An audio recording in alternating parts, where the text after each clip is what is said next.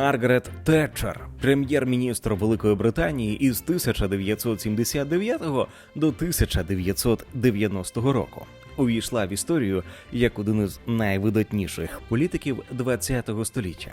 І друзі, і вороги називали її «залізною леді» за рішучість та наполегливість у проведенні реформ і захисті цінностей свободи. Завдяки її зусиллям Велика Британія зуміла покінчити із соціалістичними експериментами і повернутися у коло великих держав. За 12 років перебування на посаді прем'єр-міністра Великої Британії Тетчер вдалося провести масштабну приватизацію, у результаті якої збиткові державні підприємства перетворилися на успішні компанії, які нині наповнюють своїми податками державний бюджет.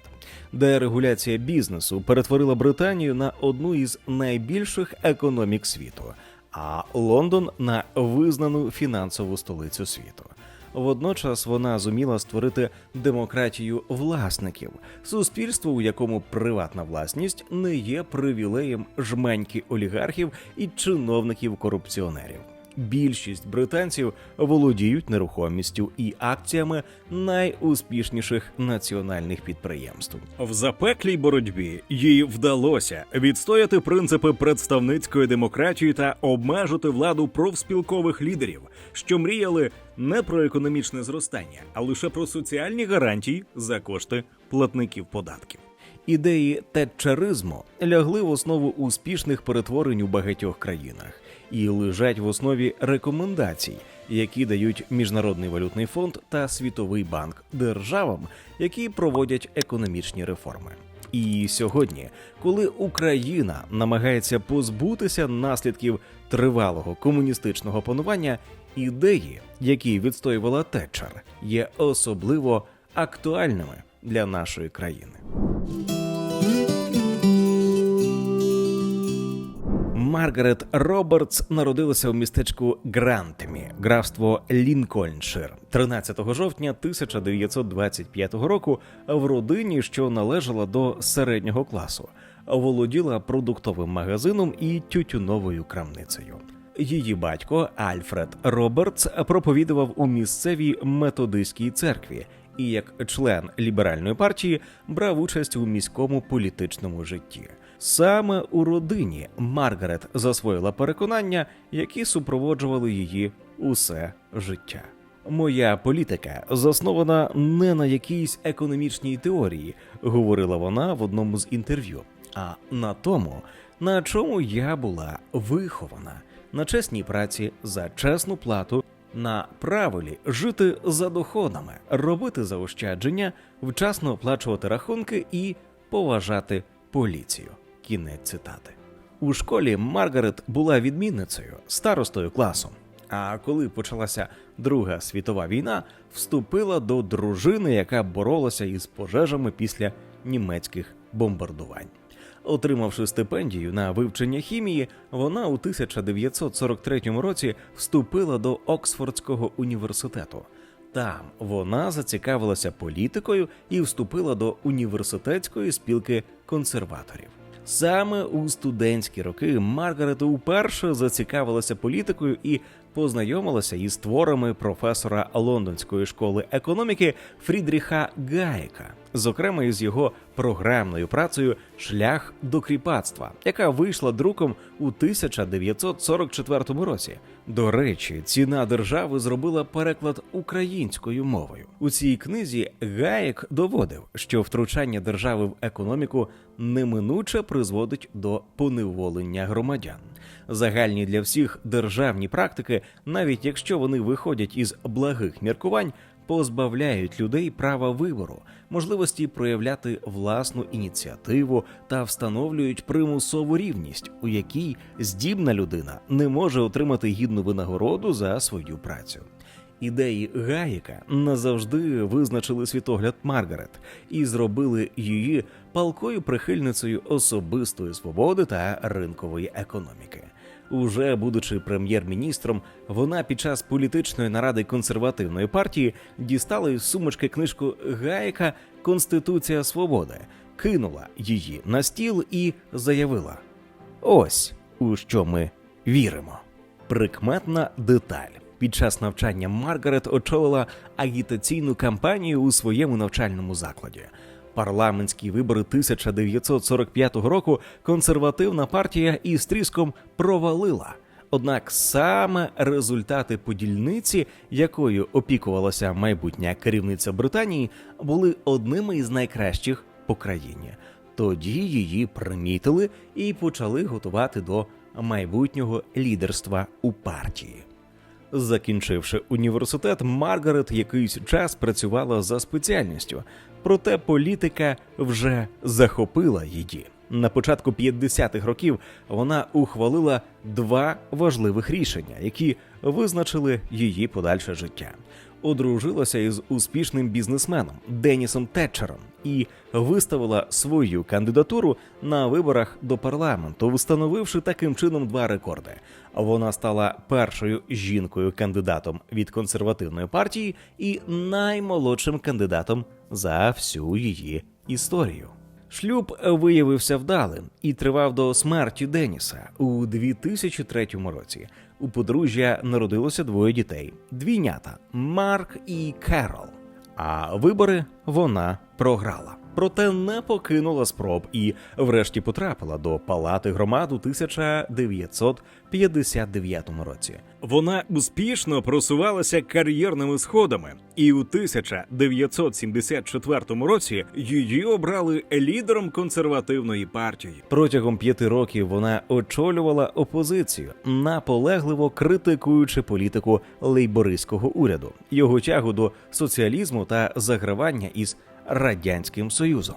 У 1976 році Тетчер виголосила промову «Британія прокидається», у якій різко розкритикувала радянське прагнення до світового панування і закликала Захід згуртуватися для відсічі комуністичній загрозі.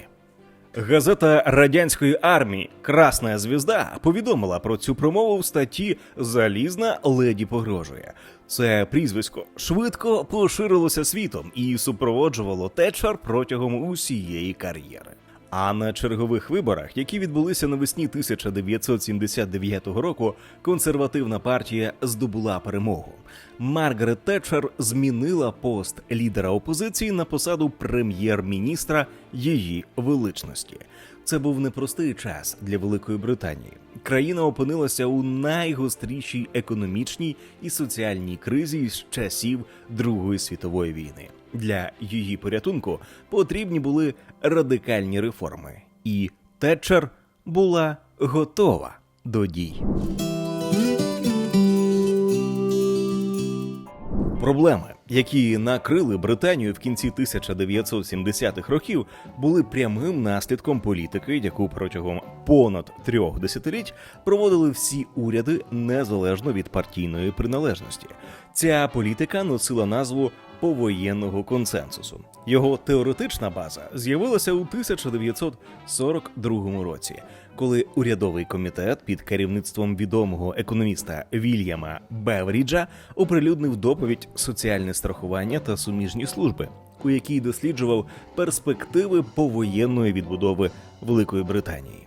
Доповідь пропонувала шлях, який був покликаний не тільки залікувати рани війни, але й виправити найтяжчі проблеми, які переслідували Британію у міжвоєнний період – масове безробіття, соціальну нерівність, класове протистояння.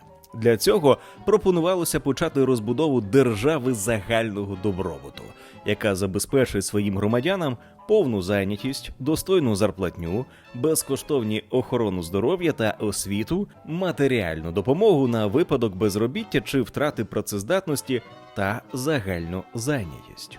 Видана у найтяжчий період війни, саме тривали битви під Сталінградом і Ель-Алмейном, доповідь Беверіджа була сприйнята суспільством як обіцянка влади британському народу. Популярність доповіді Беверіджа була настільки високою, що жодна партія не наважувалася відкрито заперечувати її обіцянки. Тож на перших повоєнних виборах програми основних партій були майже однаковими. Всі вони обіцяли побудову спроєктованої Беверіджем держави загального добробуту. Така одностайність усіх політиків і отримала назву повоєнного консенсусу. Влітку 1945 року щойно закінчилась війна у Європі, у Великій Британії пройшли вибори, у результаті яких Вінстона Черчилля на посту прем'єр-міністра змінив лейборист Клемент Етлі.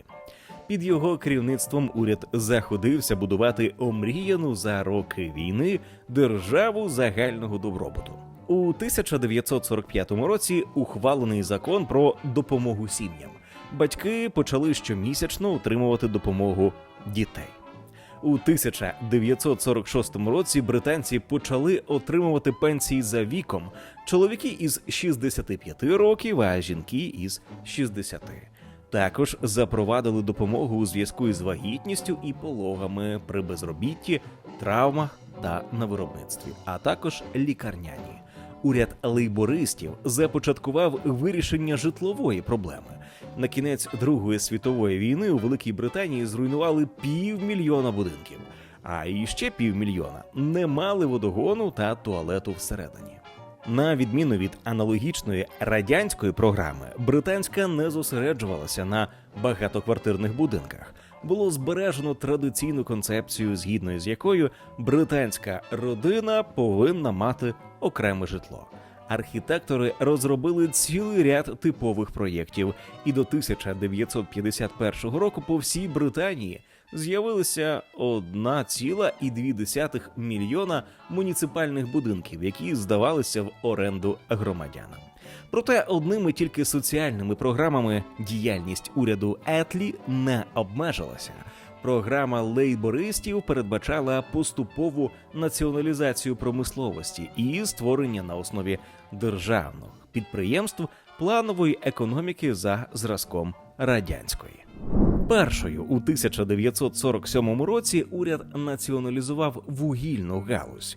На відміну від більшовицької Росії, це було зроблено у цивілізований спосіб. Власники британських шахт отримали компенсації за свої активи, і їм запропонували пости у радах директорів нових державних підприємств.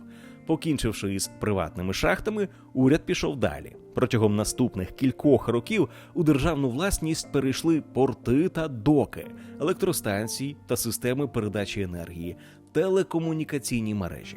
Особливу увагу уряд приділив транспорту, націоналізувавши залізниці, транспортні канали, цивільну авіацію, міжміські автобусні перевезення, лондонське метро і наземний транспорт. У результаті до 1951 року у власності держави перебувало 20% економіки. На державних підприємствах працювало близько 2 мільйонів людей. Проте із часом, під дією економічних реалій та критики з боку опозиції, ентузіазм націоналізаторів почав вичерпуватися. Останнім масштабним проєктом лейбористів стала націоналізація у 1950 році металургійної промисловості. Але найбільшим досягненням уряду Клемента Етлі стало створення у 1948 році Національної служби охорони здоров'я – системи безкоштовної медицини. Її розбудову очолив міністр охорони здоров'я, уродженець Уельсу і харизматичний політик Енейрін Бевен. Реалізуючи рекомендації Бевериджа, він побудував службу на 3 основних принципах. По-перше, усі без винятку медичні послуги були безкоштовними. По-друге, вона була загальною. Кожен громадянин Великої Британії автоматично став клієнтом системи без будь-яких формальностей. По-третє, система ґрунтувалася на єдиній державній мережі медичних закладів. Бевен добився націоналізації усіх лікарень та клінік, незалежно від того, належали вони приватним особам, місцевій владі, благодійним організаціям чи будь-яким іншим суб'єктам. Завдяки цьому усі заклади мали спільне керівництво і забезпечували однаковий рівень обслуговування по всій території країни. Національна служба охорони здоров'я набула надзвичайної популярності. Її хрещений батько Енейрін Бевен здобув славу національного героя, особливо на своїй малій батьківщині у Уельсі. Під час опитувань, які проводилися на початку 2000-х років, він визнаний найвидатнішим валійцем усіх часів та зайняв 45-те місце у списку 100 найвидатніших британців. Проте водночас в економіці накопичувалися проблеми. Соціалістичні експерименти уряду Уетлі не створили можливості для зростання економіки. Протягом усього часу його роботи у країні діяла карткова система розподілу продуктів харчування.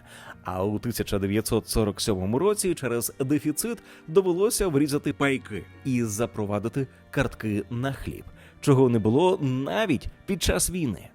Будівництво держави загального добробуту також не йшло гладко.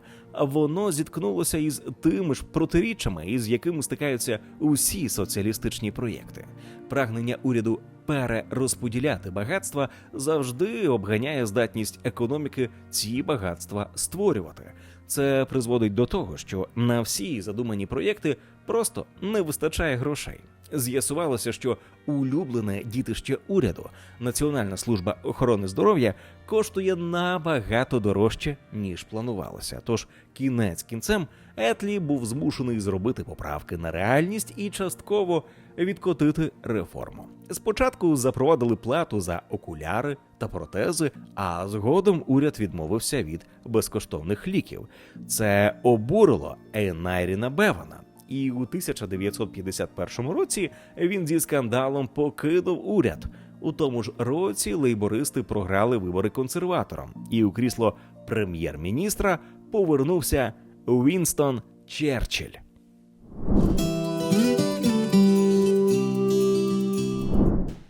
Новий уряд консерваторів мало змінив у внутрішній політиці. Повоєнний консенсус усе ще лежав в основі усієї британської політики, тож Черчилль лише виправив найочевидніші помилки попередників. Уряд повернув у приватні руки автобусні перевезення і скасував націоналізацію металургійної промисловості. Причому не зважився приватизувати заводи, а тільки відмовився від планування виробництва. У галузі створили державний картель, керувати яким доручили професійним менеджерам. Повернення консерваторів до влади збіглося у часі із початком швидкого економічного зростання. Рівень добробуту британців стрімко підвищувався. Із 1955 до 1969 року середня заробітна плата зросла у 2,3 рази. Країна нарешті позбулася карткової системи, а громадяни отримали доступ до нових технологічних товарів – авто, холодильників, телевізорів тощо, завдяки чому якість життя значно підвищилася. Британія насолоджувалася добробутом та процвітанням протягом декількох років, проте поступово стало очевидним, що у своєму зростанні вона значно відстає від інших країн. До 1960 року британське промислове виробництво зросло на 40% порівняно із 1945 роком. Але за цей час виробництво у Франції зросло у 2 рази, у Німеччині та Італії у 2,5 рази, а у Японії в 4. Виникало питання, а чи все гаразд із державою загального добробуту? Державні підприємства працювали зі збитками, соціальні програми вимагали усе більше коштів. Щоб покрити дефіцит бюджету, уряд змушений був вдаватися до емісії, тобто друку грошей. Це призвело до зростання інфляції, яка у 1975 році досягла 25%. У відповідь на спроби уряду обмежити бюджетні видатки і зростання зарплат у державному секторі, профспілки організували масові страйки, які змушували уряд відступати, оскільки боявся програшу на найближчих виборах.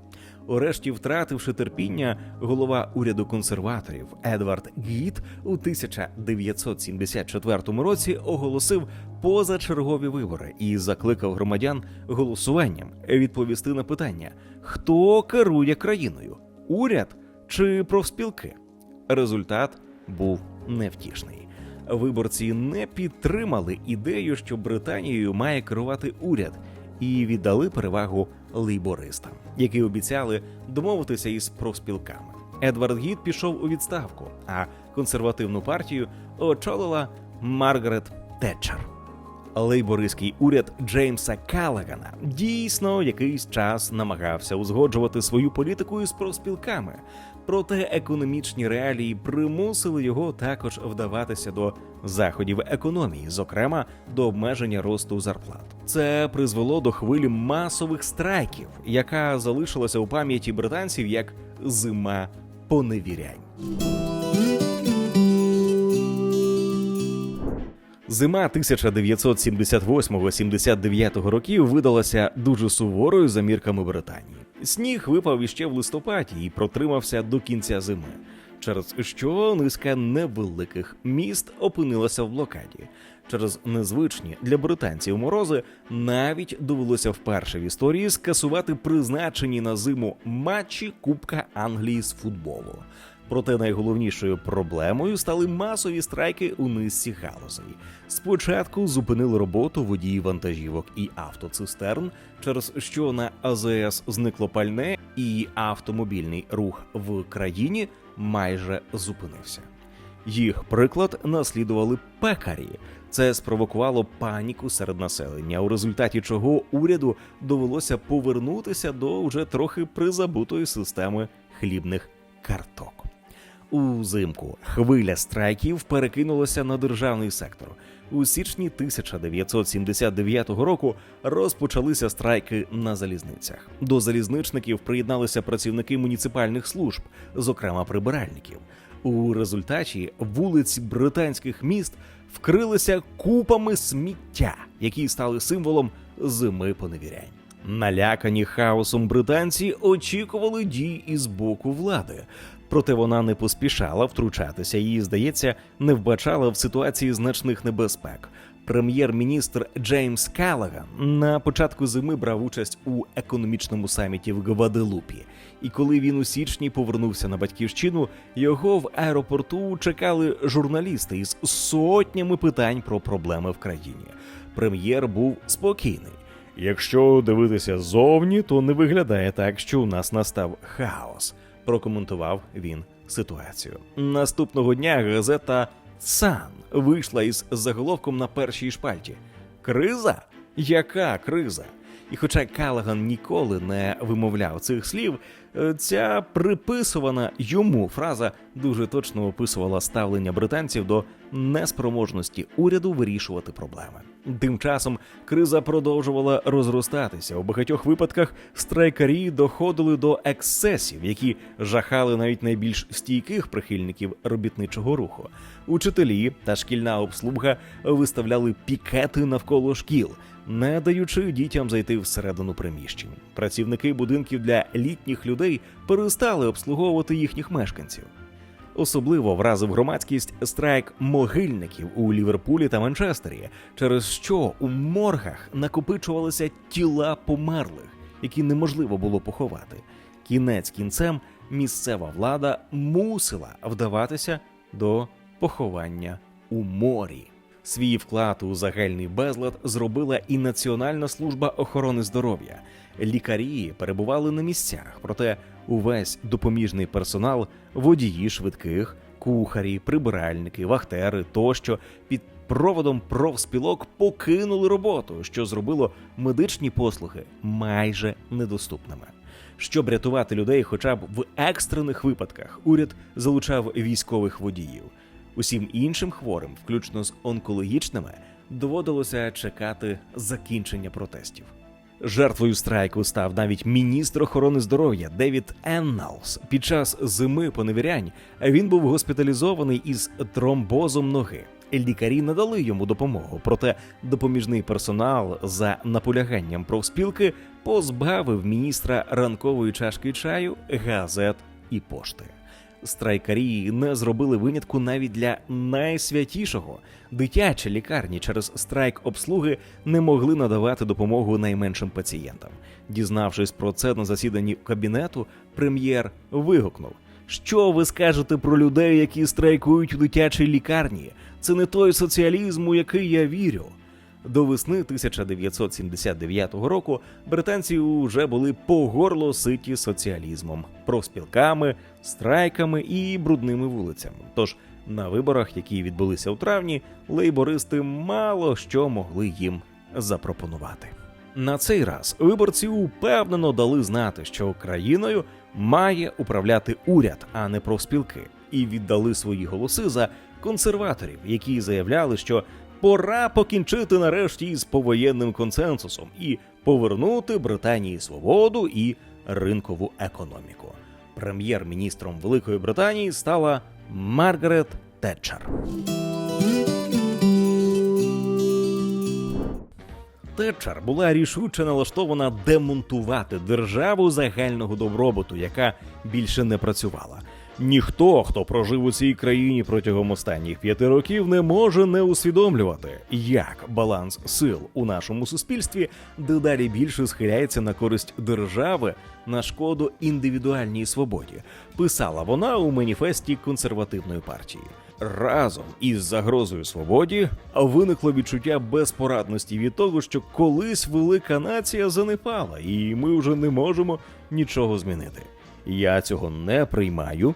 Я вважаю, що ми не тільки можемо, але і повинні. Кінець цитати. Відтак, першою задачею уряду було усунути те, що становило загрозу особистій свободі громадян. На той момент це були профспілки. Протягом усього повоєнного періоду профспілки у Британії посилювали свій вплив і могутність. Жоден уряд, лейбористський чи консервативний, не міг ухвалювати рішення без консультацій з їхніми лідерами. Це призводило до чималих проблем в економіці, адже профспілки завжди вимагали підвищення зарплат і ніколи скорочення державних видатків. Водночас відбувалися зміни у самих профспілках. Вибори лідерів відбувалися відкритим голосуванням, і тим, хто проголосував неправильно, загрожувало негайне виключення. І це не була пуста погроза. Профспілки зуміли провести закон, за яким у державному секторі могли працювати тільки їхні члени. Тож позбавлення профспілкового квитка означало автоматичну втрату роботи. Завдяки цьому лідери зуміли перетворити профспілки на різновид тоталітарної секти. До якогось часу це влаштовувало британців, адже профспілки добивалися невпинного підвищення зарплат. Проте із часом зловживання лідерів почали дратувати, а зима поневірянь переконала суспільство в тому, що вони довели країну до катастрофи. Наділивши профспілки привілеями без жодної відповідальності, лейбористи надали меншості екстремістів можливість зловживати особистими свободами та перешкоджати шансам Британії на успіх, заявляв маніфест консерваторів. Із самого початку свого врядування Тетчер повністю відмовилася від консультацій з профспілками і почала поступово скорочувати їх права. Уряд запровадив таємне голосування при виборах активу, а також при вирішенні питання про оголошення страйків, захистив від звільнення працівників, які не були членами профспілок, заборонив профспілкам платити пікетувальникам і перешкоджати роботі інших підприємств. Найбільш жорстке протистояння із профспілками виникло тоді, коли уряд ухвалив рішення про закриття нерентабельних шахт. Програму поетапного скорочення галузі розробили у 1982 році, проте прем'єрка не зважилася одразу її запустити, оскільки розуміла, що це спровокує хвилю страйків, яка може зруйнувати економіку. Тож протягом усього 1983 року залізна леді готувалася до закриття шахт як до війни. Міністерство енергетики накопичувало запаси вугілля, щоб забезпечити стабільне виробництво електроенергії. Армія готувалася доставляти вугілля до електростанцій, а поліція – до протидії заколотам. Нарешті, коли підготовка закінчилася, уряд у березні 1984 року оголосив про закриття 20 збиткових шахт, на яких працювало близько 20 тисяч людей. У відповідь Національна спілка шахтарів 6 березня оголосила страйк, у якому взяли участь 140 зі 187 тисяч британських шахтарів. Страйк тривав місяцями. Жодна зі сторін не збиралася поступатися. І нарешті, щоб переломити хід боротьби, голова профспілки Артур Скаргіл задумав операцію, яка мала стати вирішальною битвою. він вирішив організувати блокування коксохімічного заводу в Оргріві, містечко поблизу Шеффілда. Цей завод постачав кокс на державні металургійні підприємства. Протестувальники мали перешкодити виїзду із заводу машин із коксом, щоб спинити виробництво сталі і примусити уряд здатися. 18 червня 1984 року розігралися події, які увійшли до історії як битва при Оргріві. О 4 ранку навколо заводу зібралися 8 тисяч шахтарів, звезених із усієї країни. Їх зустріли 6 тисяч поліцейських. Коли вантажівки рушили з заводу, натовп почав тиснути на поліцейські кордони. Пішли у хід каміння та петарди. Поліцейські, у свою чергу, застосували кийки. Кілька годин тривали жорстокі сутички. Кінець кінцем у справу втрутився загін кінної поліції, який розігнав натовп і примусив страйкарів тікати. У сутичках поранили 41 поліцейського і 28 шахтарів. 95 пікетувальників заарештували. Битва при Оргріві деморалізувала шахтарів. Вони продовжували страйк, проте ентузіазм поступово згасав. І нарешті, майже через рік після початку, 3 березня 1985 року, страйк закінчився повною поразкою. Шахтарі повернулися до роботи без жодних умов. Після цього ера панування профспілок у Британії закінчилася. Їхній вплив неухильно знижувався. Якщо у 1979 році у профспілках перебували 13,5 мільйонів британців, то у 2024 році уже тільки 6,4 мільйона. Різко упала кількість страйків. І після того, як у 1984 році через страйки втратили понад 27 мільйонів робочих днів, цей показник уже не підіймався вище 2,7 мільйона днів на рік. Найсумніша доля спіткала профспілку шахтарів. У 1979 році вона налічувала 253 тисячі осіб. До 1990 року її чисельність упала до 53 тисяч. А у 2020 році, коли закрилася остання шахта у Британії, спілка зовсім зникла. Другим зобов'язанням консервативної партії було створення в Британії демократії власників, суспільства, у якому максимальна кількість громадян володіють власністю, що гарантує їм особисту свободу і водночас робить їх відповідальними за долю країни. Для цього потрібно було передати в руки людей якнайбільше майна, яким володіла держава. У першу чергу це стосувалося житла. У 1980 році Маргарет Тетчер започаткувала програму «Право купівлі», згідно з яким люди, які проживали у державних будинках, отримували право придбати їх у власність зі значною знижкою від ринкової вартості. Знижка складала від 33 до 50% і залежала від тривалості проживання у будинку. Для тих, хто не міг одразу викупити будинок, держава гарантувала надання іпотечного кредиту. Програма набула величезної популярності серед британців. У перші роки вони купували у держави понад 100 тисяч будинків на рік. Пік припав на 1982 рік, коли приватизували 167 123 будинки. До 1990 року, коли Маргарет Тетчер покинула пост прем'єр-міністра, власниками житла стали понад 1 мільйон британських родин. Програма «Право купівлі» діє і сьогодні. У період із 2024 по 2025 роки громадяни купили у держави 7494 будинки, а на загал станом на серпень нинішнього року за програмою продано понад 2 мільйони помешкань. Другим стратегічним напрямком створення демократії власників і оздоровлення економіки стала приватизація державних підприємств. За допомогою приватизації Тетчер мала намір зменшити владу держави та посилити владу народу. Вона вірила у те, що цей захід стане вирішальним для подолання руйнівного та корупційного впливу соціалізму та повернення території свободи у вигляді того, що вона називала народним капіталізмом. Першим приватизованим підприємством стала телекомунікаційна компанія British Telecom. На публічні торги виставили 51% акцій. На той час це була найбільша в історії біржова операція. Уряд розгорнув масштабну інформаційну кампанію, у якій переконував громадян не боятися вкладати кошти в успішний бізнес.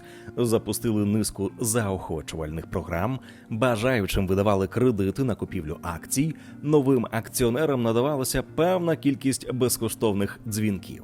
Також для того, щоб сформувати верству потенційних акціонерів, уряд обіцяв тим, хто не перепродасть свої акції протягом 3 років, подарувати іще по одній акції.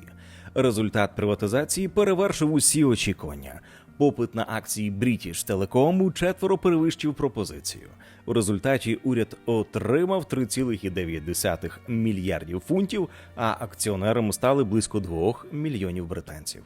Перший успіх проклав шлях приватизації інших підприємств. Протягом наступних років були продані газова компанія British Gas, металургійний концерн British Steel, авіакомпанія British Airways, управитель портів Associated British Ports, автовиробник Rover, електростанції та енергорозподільчі компанії тощо. На загал до 1990 року, коли Маргарет Тетчер пішла у відставку, приватизували понад 40 державних підприємств, на яких працювали 600 тисяч людей. Частка працівників, зайнятих у державному секторі, знизилася із 9 до 2%. Вплив приватизації на економіку був величезним. До 1979 року державні підприємства щороку приносили 3 мільярди фунтів збитків, які уряд мусив компенсувати з бюджету коштами платників податків.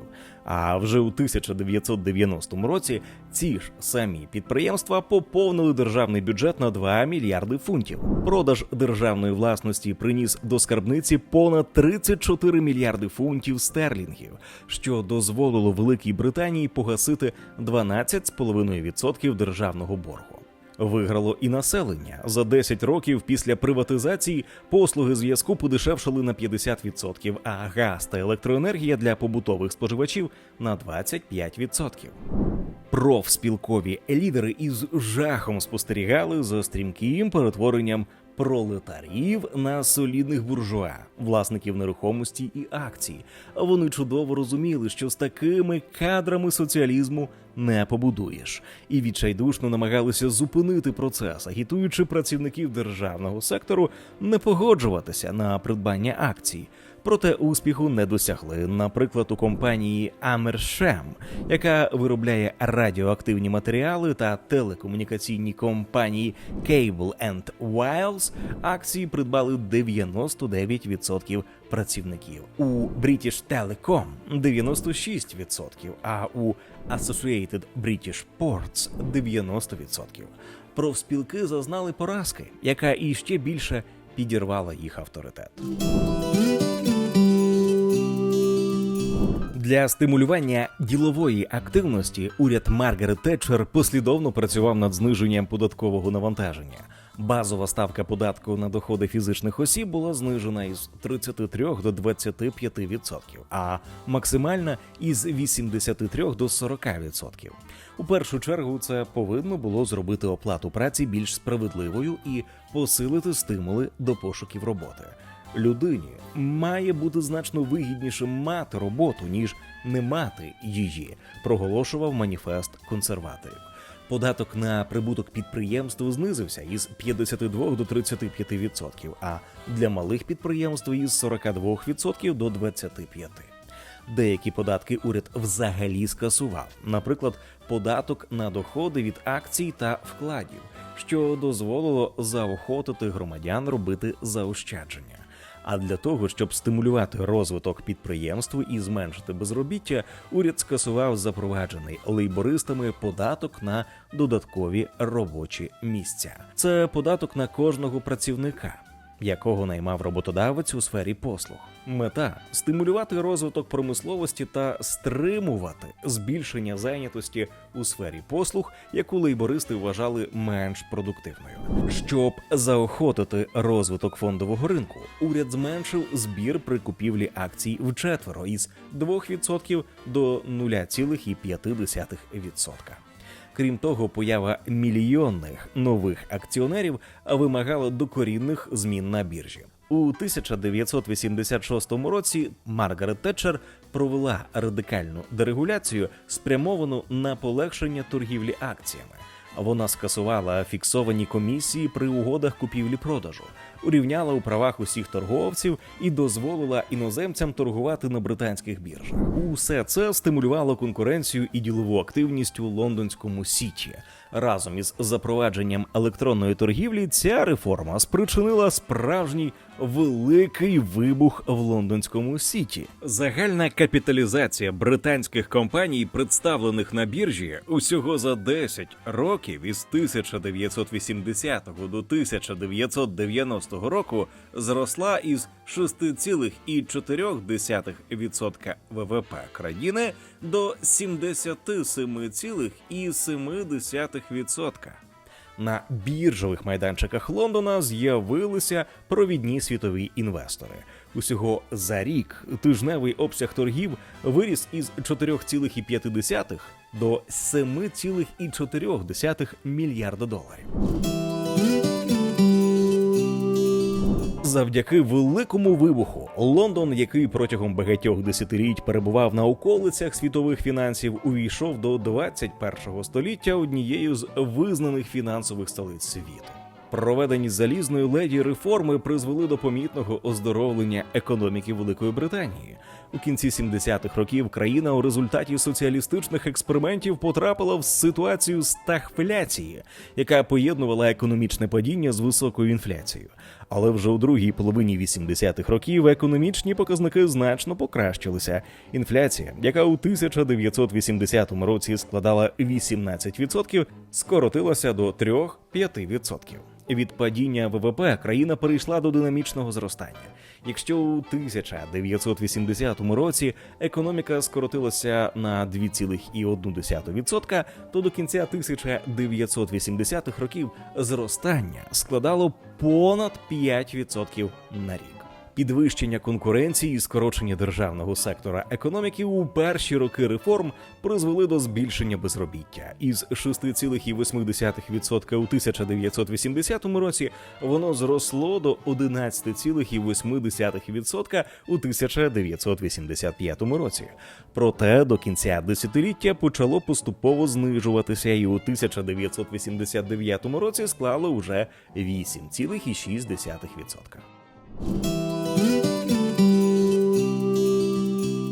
Маргарет Тетчер залишалася на посту прем'єр-міністра майже 12 років, довше за будь-якого прем'єра у 20 столітті. За цей час вона зруйнувала повоєнний консенсус, повністю позбавила британський уряд від впливу профспілок, провела масштабні реформи, які повернули в Британію капіталізм, конкуренцію і особисту свободу громадян.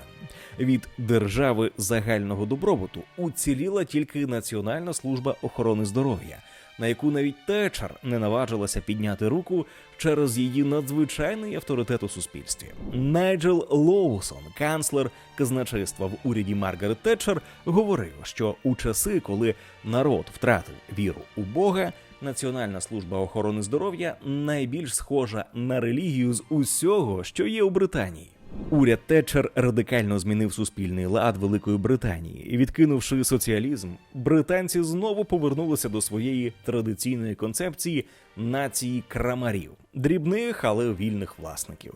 До 1990 року в Україні було більше акціонерів, ніж членів профспілок – 12 мільйонів проти 9. А власників будинків було вдвічі більше, ніж тих, хто жив в орендованих приміщеннях. Тетчер вплинула навіть на своїх непримиренних опонентів. Щоб залишитися в британській політиці, лейбористи були змушені виключити зі свого статуту зобов'язання щодо націоналізації промисловості. І коли у 1997 році виборці, трохи призабувши жахи зими поневірянь, знову віддали перевагу лейбористам, уряд під проводом Тоні Блера продовжив політику приватизації державного майна.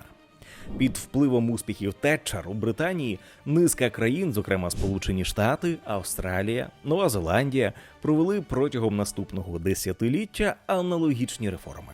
А Міжнародний валютний фонд і Світовий банк із того часу покладають основні ідеї тетчеризму, приватизацію і дерегуляцію в основу своїх рекомендацій для країн, що розвиваються, зокрема і України. Проте, незважаючи на значні успіхи, до кінця 1980-х років популярність залізної леді на батьківщині почала знижуватися. На те було декілька причин. У ці роки відбулося різке охолодження на ринку нерухомості, у результаті чого ринкова ціна будинків, які громадяни викупили у держави на початку 80-х років, стала нижчою, ніж та, за яку їх придбали, що викликало незадоволення серед власників. Запроваджений урядом Тетчер місцевий податок став дуже непопулярним і викликав масові заворушення. У Лондоні на акції протесту виходили до 100 тисяч людей. Poll Tax – це місцевий податок, який сплачували усі дорослі громадяни однакову суму, незалежно від рівня доходів чи вартості житла. Він був запроваджений урядом Тетчер замість попереднього місцевого податку – Rates, що базувався на ринковій вартості нерухомості. Уряд вважав попередню систему несправедливою, бо податок залежав від вартості житла, а не від кількості людей, які ним користуються. Це було помилкою. Бідні платили пропорційно більше, ніж багаті. Правильним і справедливим є податок на нерухомість та землю, який прив'язаний до ринкової вартості. Як це функціонує у США. Проте найголовнішою причиною кризи політики Тетчер була її повна перемога. Програма, накреслена маніфестом консерваторів 1979 року, була повністю втілена в життя, і, по суті, Тетчер уже не могла запропонувати суспільству нічого нового. Вона стала жертвою власного успіху, констатує професор Грешемського університету Вернер Богданор. Не залишилося драконів, яких потрібно було убити. Кінець цитати. У власній партії також виникли сили, які вважали, що залізній леді час поступитися місцем молодшим і більш гнучким політикам. Урешті-решт, 22 листопада 1990 року на засіданні уряду Тетчер оголосила про свою відставку. На посту прем'єр-міністра її змінив колега по партії Джон Мейджор. Після відставки Тетчер повернулася на задні лави парламенту у якості рядового депутата. Займалася громадською діяльністю, читала лекції, написала мемуари, у яких підсумувала свій досвід державного управителя. На знак визнання заслуг перед державою королева Єлизавета II присвоїла Маргарет Тетчер титул баронеси. Вона стала першим прем'єр-міністром, якому спорудили пам'ятник у парламенті іще за життя. Статуя Тетчер стоїть у вестибюлі Палати громад, навпроти статуї її політичного кумира Вінстона Черчилля. Померла Маргарет Тетчер 8 квітня 2013 року у віці 87 років. Усе своє свідоме життя вона захищала основний принцип, який лежав в основі її політики і став девізом на гербі баронеси Тетчер. Цінуйте свободу. Друзі, у нас є амбітна мета – досягнути 200 тисяч підписників на каналі до кінця 2025 року. Ви можете тривалий час нас дивитися і навіть не підозрювати, що не підписалися. Підпишіться на наш канал і розкажіть про нього родичам та друзям, а також поставте вподобайку і залиште коментар під цим відео. Ми дякуємо усім жертводавцям, патронам та спонсорам на Ютубі. Кожна ваша гривня наближає в Україні економічне процвітання та добробут, адже ми не просто робимо відео, а просвіщаємо виборців, які обиратимуть справжніх реформаторів. Допоможіть нам у цьому. Посилання про підтримку ціни держави в описі. Це відео було створено завдяки підтримці Atlas Network. Думка авторів відео не обов'язково має збігатися із Atlas Network. Підтримайте поширення якісного україномовного відео від ціни держави.